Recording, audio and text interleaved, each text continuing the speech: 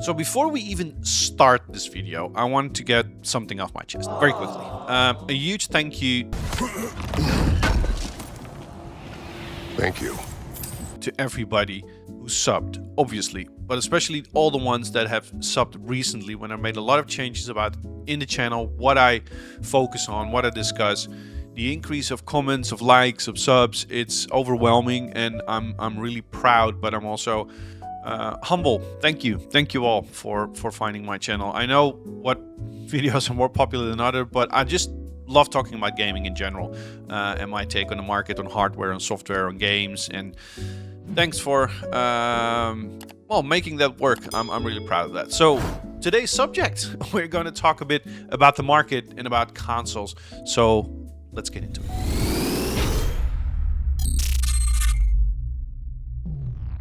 The last console generation. I wanted to start this video with might be an unpopular opinion. What?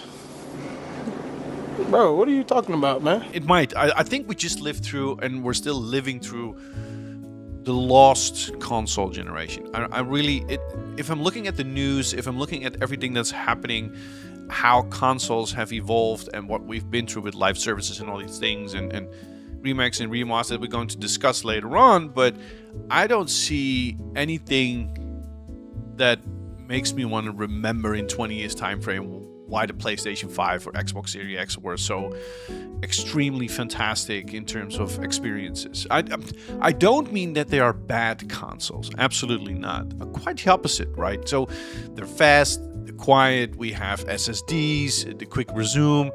The upgrade in graphical performance is notable since the previous generation, right? So games can look very much incredible on these systems, but when I look back at this generation and then I'm asking myself, what actually defined it? I'm actually struggling, to be fair, because compared with previous generations, I don't think PS5 and Xbox Series X gave us a real gaming revolution in that sense. They gave us a technical upgrade, as just discussed. It's a very different thing. It's not a bad thing.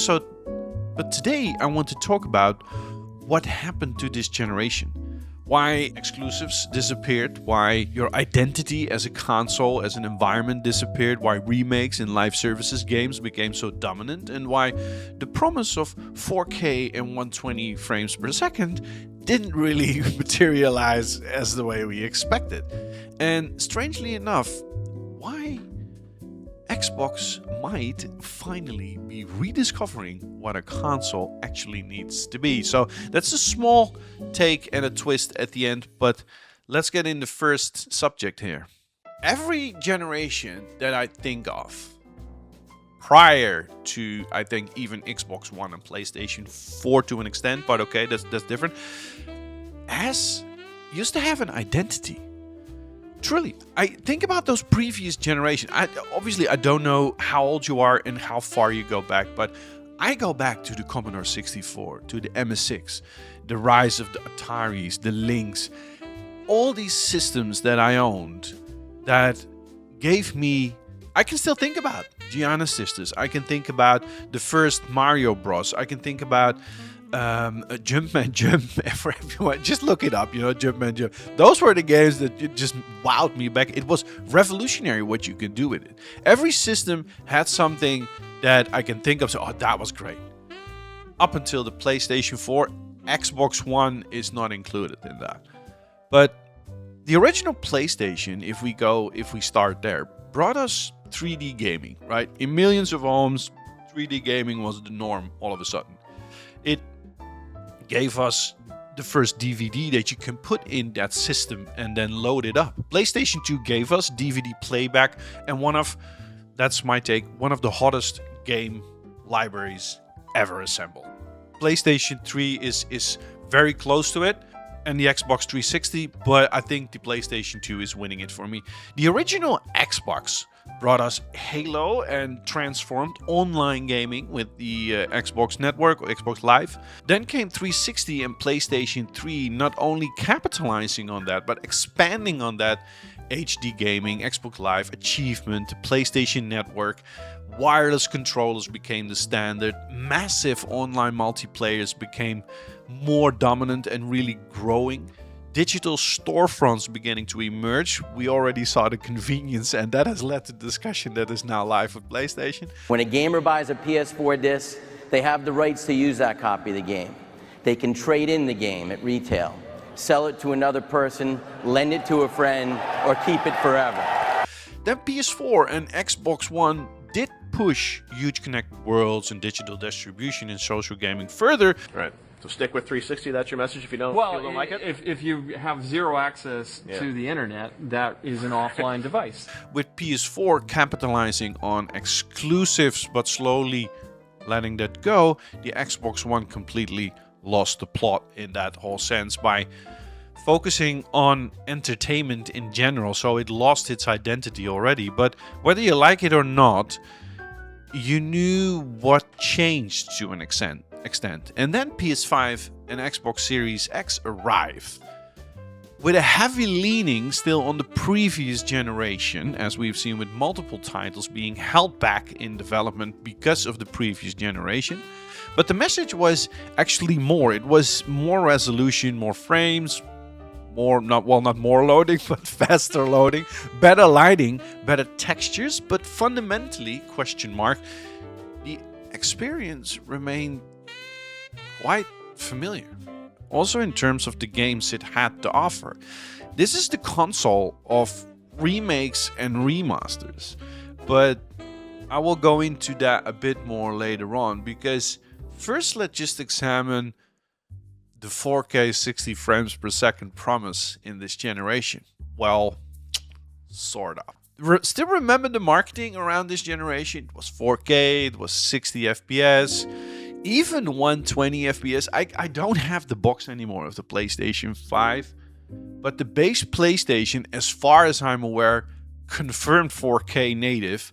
But I think it said 8K ready. That never happened. So next generation performance, right? And technically, yes. All these things are, in essence, in a distance, possible. But the reality became considerably more complicated. We quickly returned to something console gamers have known for years. It's nothing new. Quality mode or freaking performance mode. That is, do you want the beautiful version or do you want the smooth version? Native 4K 60 frames per second with all the visual features enabled remained and still remains incredibly demanding. Ray tracing pushed that even further, obviously. And as games became more ambitious, developers increasingly relied on dynamic resolution and reconstruction technology, which there is nothing wrong with that. But to be fair, some reconstruction technique produce fantastic results, but it does demonstrate something. And that's the giant technological jump we were promised wasn't quite straightforward as 4K, 60 FPS, done deal. That's eventually why we got the PS5 Pro, partly to solve compromises that this generation supposedly wasn't going to have. And then the big question looms in the dark. Where are this generation's games? This is a bigger problem for me, actually. What games will I associate with this generation 20 years from now? Apart from really do not having a freaking clue what to answer, I think my take would be remakes, remasters, cross-generation releases, sequels, re-releases, enhanced editions. Looks like they upgraded. Now, I absolutely love revisiting great games. Resident Evil 1, Resident Evil 2, everybody knows me, knows I'm a Resident Evil addict. I love playing these games, especially the older ones, right? The original ones. I love Resident Evil 2 Remake, by the way, and Gears of War 1, it's fantastic. There's obviously, and rightfully so, a place for remakes, for a love of the past. And as I said, Resident Evil has demonstrated how brilliant that remake can be. But when nostalgia becomes one of the industry primary products, something actually changed. Instead of constantly asking, "Oh boys, come on, what's next?" we're increasingly asking, "What can we bring back?" Giving you an order, rookie! And I don't want gaming to become a freaking museum, right? And I want developers taking risks again. Developing those new IPs, those new fresh takes on things. It's also standard, so coloring between the lines, keep it safe, put a live service model on it, and then we're good to go. So talking about live services, it's the gold rush, the golden age, Everybody wants to be a Fortnite. And the obsession with live service. Every publisher saw Fortnite. They saw GTA Online. Activision has fallen completely in that trap, refusing to let old business models go. No, we want everybody to pay every year $100 for the Vault Edition. And oh, Jesus Christ, we also want you to pay hundreds of dollars per year on battle passes, seasons, cosmetics, premium currencies, engagements, retention. Recurring revenue, that's the operational, the operational recurring revenue that needs to be pouring out of that game. But games stopped being something you simply finish and then try to be better at it. They became platforms, right? Designed to keep you inside of them, with fee, subscription, battle pass, tie you in. And we're now discovering the obvious problems in this case. Players only have so much time. We are with a lot of people. The gaming community is big, but nobody can play all that shit. Literally no one. You cannot have 20 games all expecting someone to make them their second job and also own the game in such a way that you're spending a lot of currency on it. Yeah, look, some live services game absolutely work. To be fair, sometimes I play Fortnite with my daughter. I fully understand why people are into that. But we've also watched enormous projects struggle and disappear because audience simply wasn't there. Nobody cared. It's just the same thing. You re-release constantly the same album. So the industry chased recurring revenue so aggressively that sometimes it completely forgot the most important thing. Make a freaking brilliant game. Jesus Christ.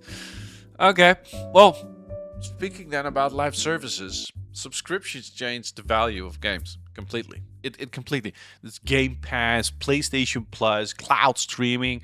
These services, they offer incredible value. Everybody uses them. I use them, and I understand why people love them. But they've also changed our relationship with games, right? Instead of I bought this game, it is increasingly this game is available to me. Sounds maybe similar, but they're not, One is ownership, the other one is access. And that distinction becomes even more important when we talk about where consoles are heading next, right? We see the writing on the wall. It's something I talked about in a previous video. I will link it in the description, or at the end you can click on it of this video. Talking about ownership and where we're going and what does buying and owning means. What's the transfer of ownership with a purchase? It slowly erodes. And if we're looking at the road ahead with Sony just doing something that any other company is supposed to be doing in the next couple of years, I hate to break it to you, but also Xbox is going to fall for it. This is going to be the norm. And just watch the video that I posted and form your opinion about it. But I think it's a path that we are not going to change, unfortunately, right? Unfortunately. The biggest reason that this generation lost its identity is exclusives started to disappear and erode. With the focus on business models that you shouldn't be focusing on, or maybe don't change so radically, but there is no need or no willingness to take risks anymore, because that's what you need to do with exclusives, but it's also need to do with really finding those new IPs within your domain and ecosystem. For decades, games sold consoles. True. It's console. You wanted Halo? Xbox. You wanted Uncharted? Oh, you want that? You need to buy PlayStation. Or you want more family, or you want Mario, Luigi? Go to Nintendo. Simple. And then the walls started coming down. I don't think that's a good idea. PlayStation games started to appear on PC. Xbox went considerably further with their biggest IPs coming to PlayStation. Even Gears of War Reloaded. Suddenly consumers started asking a very, very, very reasonable question. Why the hell do I need an Xbox, particularly if your games are everywhere? What makes your hardware so special? Okay, we can debate on a technical level, and there are people that are way more technical than me that can actually say which of those consoles, PlayStation 5 or Xbox Series X, is the more powerful one. My bet goes to the Xbox Series X. Let's do this. But let's face it, they're similar in hardware and what they do, how they do it. It's just being presented in a different way. So I'm not saying that multi-platform games are bad for gamers. We have independent studios that release, but yeah, more people playing games is fantastic. But from the perspective of console identity, something was lost. You need to have, this is the Xbox ecosystem, this is the PlayStation. And that there is an overlap in the middle of a circle that touches both, it's more than fine. Battlefield, release it on both, don't care. But if I want to play Gears, I want to go to Xbox, right? Because that's where it belongs. Focusing on Xbox, they lost this generation right from the get-go. Just watch TV. It's TV. TV and TV remote. TV experience. TV, TV, TV, TV. Sports TV, TV, TV. Anybody? Sorry about that. Yeah, the Xbox One generation already damaged the brand hard. That's where the decline was. And then Series X arrives with incredible hardware. I love the machine. Really, it performs fantastic. But PlayStation already had momentum in the PlayStation 4 era. And then Xbox never really recovered from that. Especially eventually with the direction that Bill Spencer gave for years. PlayStation's, I think they ship now 93 million units worldwide, maybe. I was too lazy to look it up exactly. Xbox stopped publicly reporting on how much they sold about, well, a few years ago, maybe 2, 3, 4 years ago. And Microsoft's strategy increasingly became, don't sell Xbox consoles, sell Xbox, PC, cloud, Game Pass, other consoles, anywhere. Commercially, I understand what they were trying to do. But if you do not really tie that into your own ecosystem and try to spread everything and then eventually build an ecosystem but leave out the exclusives, then it stopped feeling like a destination, I believe. It's more a means to an end. You're incorporating yourself in a very general network of other companies that you say, oh, you can use everything I have and this is what I have. Here you go. That's not how you build a destination, a feeling, an environment. And then comes the inevitable problem. When a gamer buys a PS4 disc, they have the rights to use that copy of the game. They can trade in the game at retail, sell it to another person, lend it to a friend, or keep it forever. The physical media problem. This is how you share your games on PS4. Thanks. Made a video about this. I'm a kid of the 80s. Don't tell me what ownership and purchasing means. It's very close to the heart. I own a lot of physical media still, Blu-rays, DVDs. I can pop these mofos in an Xbox or a PlayStation or a Blu-ray player and I can just watch it, right? I've got a lot of digital movies still on all kinds of hard disks. I can watch them today, but we're now seeing the biggest transformation of all. Physical games. Sony announced that from January 2028, as we all know, new PlayStation games will no longer be produced on physical discs. I see a lot of anger, a lot of frustration, but I think that a lot of people are now seeing the consequences of a market that we shouldn't shy away from. We all use, abuse, and really, really enjoy using. And that's the digital purchasing of media in general. 90 to 95% of all entertainment, videos, and games are being purchased digitally, or obtained digitally. That's a difference. it's movie and games. Capcom not so long ago announced that more than 90% of their games are being purchased digitally. So the writing is on the wall. It's a disappearing market. But we now seem to understand that the removal of physical new releases means that we're losing ownership. Ownership is becoming the right to access for an undefined period of time. There is, however, in the distance, strangely enough, a platform that does give me hope. And that's Xbox. I didn't saw that coming. It's a twist. I have criticized Xbox maybe also in this video, in previous videos. My PlayStation and my PC to an extent as well, but my PlayStation predominantly is the main console I'm playing. But I'm increasingly encouraged by what I'm seeing from them. The most recent Xbox messaging feels different. It feels more confident to an extent, more focused, more willing to say, this is Xbox. And we're seeing a renewed emphasis on first-party identity. Don't get me wrong. Not everything is going right. We know that there are people being fired or studios being closed. But overall, Gears of War E-Day currently positioned as an Xbox exclusive, which I actually like, rather than following Reloaded onto PlayStation.